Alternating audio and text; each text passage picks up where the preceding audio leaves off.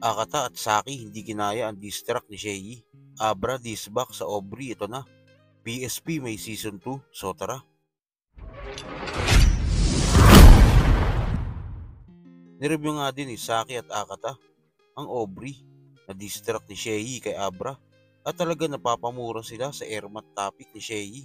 Kala nga natin okay na si Shay at Abra dahil nga magkakasama sila nang i-review nila ang naging laban nila noong 2-2. Kaya nagulat nga silang may gantong salbahing diss track si Shay kay Abra.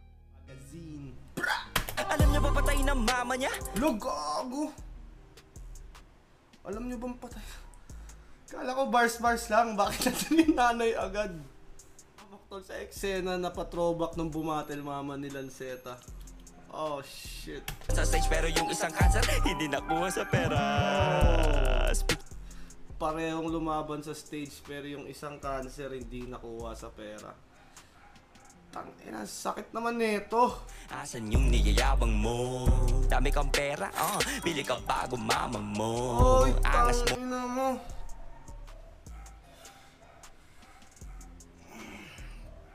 Dami kang pera, bili kang bagong mama mo. Putang ina mo. Patay ng mama niya. FYI sa nanonood at miss niya yung mama niya. Kaya gusto na sumunod. Okay, sige, pero pag nilibing kita, hihiwalay kita ng puntot. Para maranasan naman na mamas boy na tombo mo. Iwalay ng libingan, iwalay ng puntod para maranasang bumukod. Ang ina ba, diba bro? Ba't naman ginanito ni Shay si Abra?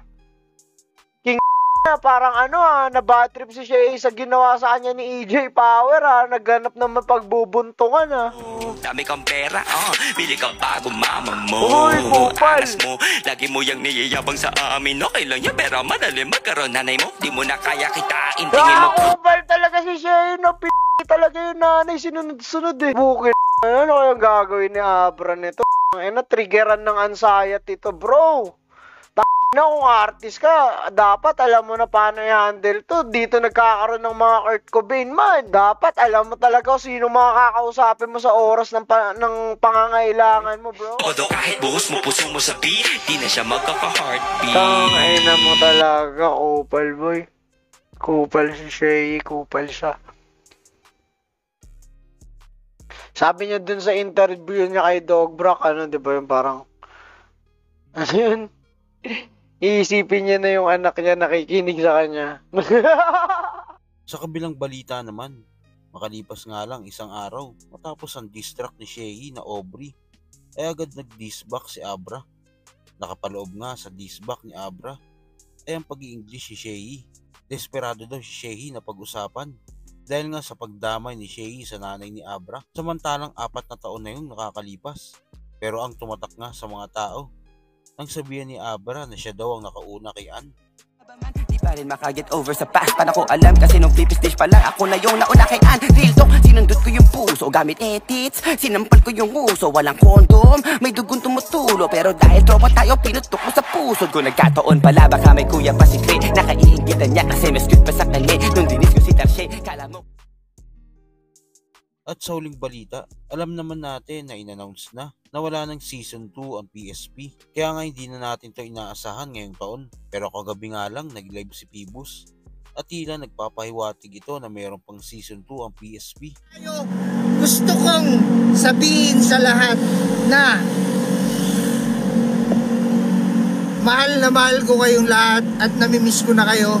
Mag-iingat kayo palagi. Miss you all. Good night. Mua chup chup. At nag-post nga ito ng trademark ng PSP bago magsimula ang battle.